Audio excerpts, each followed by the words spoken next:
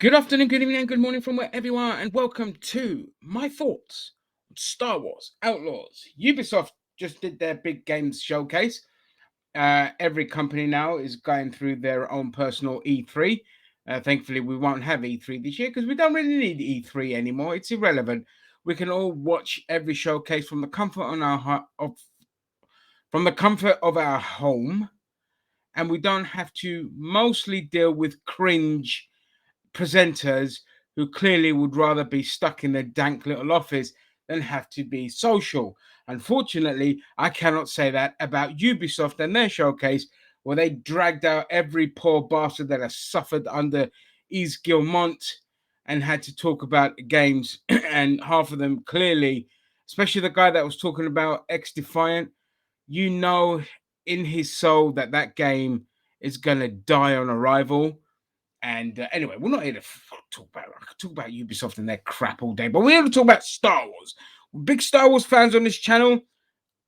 The other presenters are bigger fans than I am. I've completely fallen out of love with the franchise to the point where I don't really care if the soccer when the soccer comes. The only reason to watch it now is because of the passing of Ray Stevenson. Other than that, whatever. Anyway, you can also see on our logo up here. Where's my hand going? Right there. You can see little Millennium Falcon. God damn it. Get closer. There you go. There. There. Little Millennium Falcon right there. Technology. It's wonderful and annoying at the same time. So Star Wars Outlaws. Yet again, another Star Wars game taking place within the Skywalker saga. A timeline that just won't go away. And with Disney, it's less likely to ever go away. I guarantee you, when Ubisoft had their consultation with Disney, as they alluded to in the presentation, the first thing they said must be set within the Skywalker saga. Number two, must have cute little character that is marketable. Number three, must have droid companion. And here we are, generic cut and paste. You've seen it once, you've seen it 1,000 times. Okay, even with Jedi Survivor, we had the cute little companion droid, but at least this one they just kept it as a droid and not another big droid companion. Little bit, yeah. But just like Jedi Survivor, this little companion is of good use. He could go and fetch things, press things, and all of that. And I kind of like what you could do with him. So there you go, some positivity. Hey.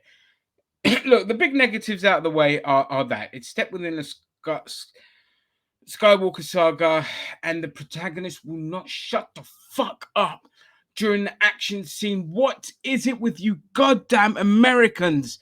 And I know this is a French company, but this is an American trait that needs to die. That is having the protagonist this incessant need to have noise, constant noise, and a busy screen. So if it's not flashbang explosions, it has to be talking. There has to be something there to engage your TikTok addled brains.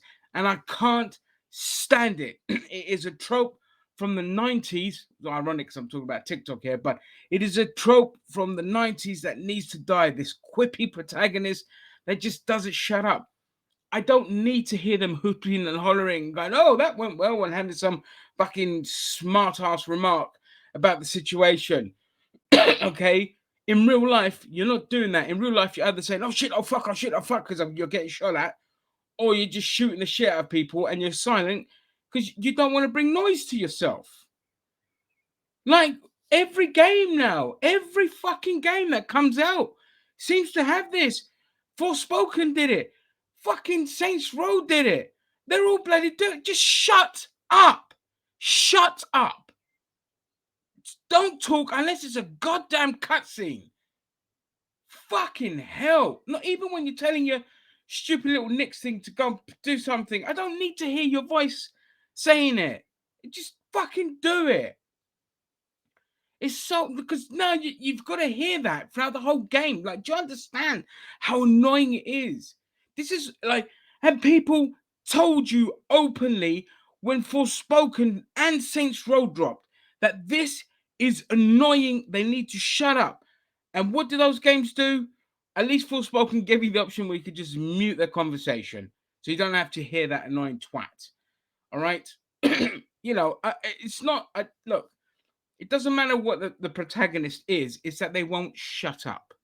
I don't need to hear 90s American comic book in every fucking thing that you make. Okay, that's a huge points deduction there for that. Right, gameplay. The gameplay is just another Ubisoft game with a Star Wars skin. So you have it. For me, I likened it very much to Division and to Watch Dogs, very much like that. Division gameplay is absolute anus. I hate that game with a passion. It's so boring.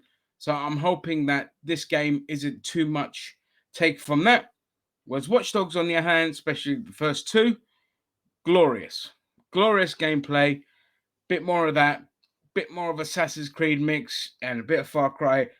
Meld that into one, perfectly fine. As long as the gameplay is functional and it could do something, but I'm not expected to be blown away because Ubisoft are very much get from point A to point B, and traversal is like, no, you don't have the options to climb things and jump rope or even jump. They don't even have a fucking jump button in their games. It's like an offensive word to them. Can you character jump? No, only when you get to the ledge and you're prompted to press X, then you can jump or cross. So, there's that. On the plus side, though, you can, hover bikes that you can ride. I love that. Big open Star Wars world. I love that. It's a big open Ubisoft world. So again, expect a lot of empty nothingness with not much to do. So having a big open world is just pointless. Can you skip around it with your spaceship? Probably not. You're probably going to be stuck to porting at one specific location per planet, and you get a certain amount of area to go out and explore. So quite restrictive. Out into space, you can go from the planet straight out into space. It's all done like in real time. So you're there seeing it. There's fights, dog fights in space, and all this kind of stuff. Thumbs up from me, although it looks very clunky how it moves. Hopefully, there's room for improvement there. But I did like it. I love that bit when she comes out of the planet and into space, and there's TIE fighters and all of that. But yeah, the combat needs to be a little bit more meaty. It all looked a bit slow and, like you come to expect with a lot of Ubisoft games and their driving stuff. I want to be able to see more that you could do with the spaceship in terms of when you're in a planet, but I have a funny feeling your main spaceship is just to dock and take off from a planet. Out in space, you might be able to do other bits and pieces, but look, I'll be perfectly honest. From what I've seen so far, I'm not that fussed. Okay, I'm not that fussed. It's just another Star Wars thing within that timeline that won't go away. And if your gameplay is not going to be as wonderfully crazy as Jedi Fallen Order, and you're just going to get generic Ubisoft kind of gameplay, it's going to get boring very, very quickly. So yeah, from what I've seen, I'm not that fussed, to be honest. The protagonist is already annoying me, which is a shame. Yeah, the story might be interesting. The story might be, with the Pikes and all this kind of stuff and all the kind of underworld stuff. Hopefully they could do that, at least some justice. Like if you give us an Assassin's Creed level of storyline being told within the Star Wars game, then it should be enough for even people that don't care about the gameplay to enjoy. Like we've seen it even with fighting games that I'm not a big fan of. You just kind of get engrossed within the storyline, and it can be enough sometimes to get you over the edge. Mafia 3, prime example, one of the best game storylines in a game ever. I love it, and I hope they make that into a film. But the game was arse. It was beyond basic, but the storyline was so encapsulating that you wanted to play more. So if they could do that with this, then I think it'll do all right.